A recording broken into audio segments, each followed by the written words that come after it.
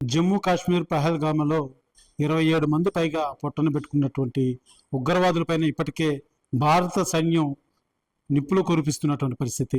భారత సైన్యం చేస్తున్నటువంటి ఈ చర్యలకు యావత్ ప్రపంచమంతా కూడా జైహో సైనిక అంటూ కూడా సెల్యూట్ చేస్తుంటే, ఒక్కసారిగా తిరుపతిలో ఉన్నటువంటి ఒక స్థానికుడికి పాకిస్తాన్ నుంచి ఓ వాట్సాప్ కాల్ వచ్చి నీ కుటుంబాన్ని, నీ పరిసర ప్రాంతాలను మొత్తం కూడా బాంబులతో పేల్చేస్తామంటూ కూడా ఫేక్ కాల్ వచ్చినట్టు తెలుస్తుంది. అది ఫేక్ కాలా, ఏ రకమైనటువంటి ఫోన్ కాల్ అతనికి వచ్చింది, ఒకసారి ఆయన మాటల్లో తెలుసుకునేటువంటి ప్రయత్నం చేద్దాం.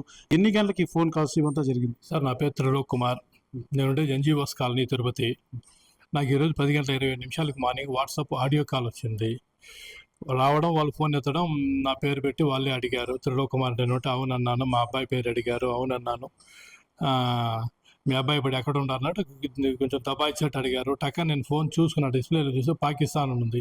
ఈ డిజిటల్ అరెస్ట్లు అవి ఇవి ఉంటాయని చెప్పి కొద్దిగా అవేర్నెస్ ఉంది. అదేమో అనుకున్నాను ఫస్ట్. ఆ తర్వాత నేను అసలు నువ్వు ఎవడు, నీకేం కావాలంటే నేను ఏదో ఆఫీసర్ అంటూ చెప్పాడు. ఆ తర్వాత నేను గట్టిగా తిరుక్కోవడంతో అసలు నీకేం కావాలి చెప్పని మాట్లాడడంతో అతను ఇంకో 5 నిమిషాల్లో మీ చుట్టుపక్కల అంతా బాంబులు స్పేల్ చేస్తామని చెప్పడం జరిగింది.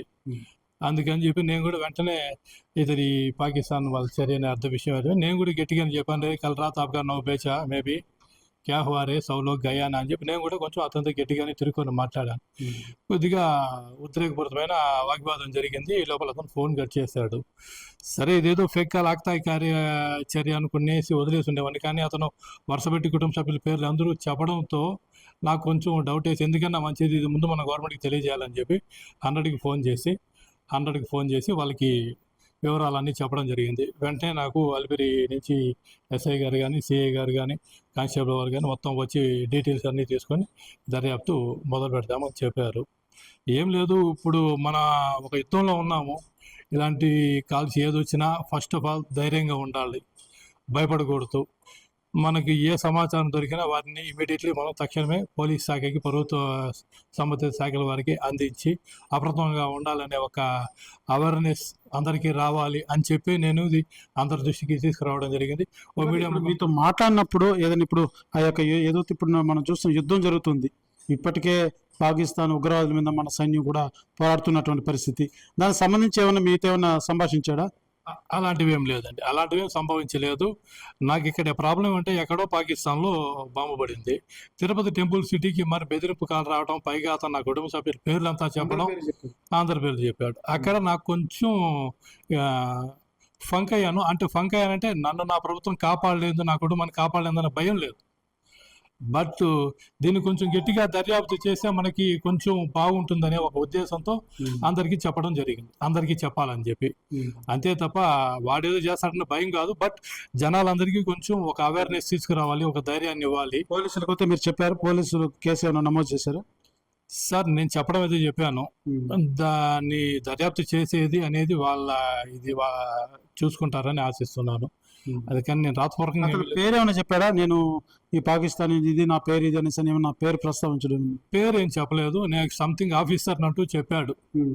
ఏదో ఒక ఆఫీసర్, ఆయన కమర్షియల్ ఆఫీసర్ అని చెప్పి ఏదో హిందీలో టక్ ఒక 2 ముక్కలు వాగాడు. అంతే తప్ప క్లారిటీగా నాకు ఆఫీసర్ అనేది మాత్రం ఒకటి క్లారిటీగా వినిపించింది అంతే. ఇంకేం ఆ ఒక్కసారి వచ్చింది కాల్ అంతే, మళ్ళీ రాలేదా? మళ్ళీ రాలేదండి. ఎందుకంటే మనం గట్టిగా తీటుగా ఎదుర్కొన్నాం కదా మన జవాన్లు. అక్కడ కుటుంబ సభ్యులతో పేర్లతో పాటు తిరుపతి సిటీ గురించి ఏమన్నా టాపిక్ మాట్లాడడం కానీ, బెదిరించడం కానీ అలాంటివి ఏం జరగలేదు సార్. అతను కరెక్ట్గా నా పేరు, నా కుటుంబ సభ్యుల పేరు చెప్పడమే నాకు కొంచెం ఇక్కడ దీనికి కొంచెం సీరియస్ గా. నెంబర్ ఏది, ఎన్ని గంటలకు వచ్చింది, ఒకసారి నెంబర్ చూపిస్తారు? కేవలం అంతా కలిపి 1 నిమిషం పాటునే ఇవన్నీ జరిగింది, ఎక్కువసేపు జరగలేదు. 1 నిమిషం పాటునే జరిగింది. ఇది ఈ నెంబరే. వాట్సాప్ కాల్ వచ్చింది, వాట్సాప్ ఆడియో కాల్.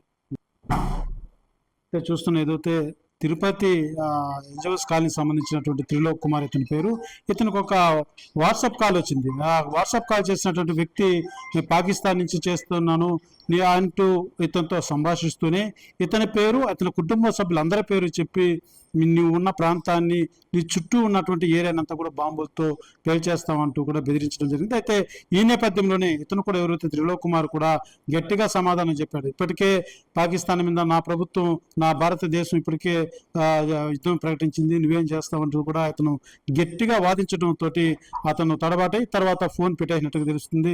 అయితే ఇతనైతే ఎవరైతే త్రిలోక్ కుమార్ వెంటనే పోలీసులకు సమాచారం ఇచ్చాడు.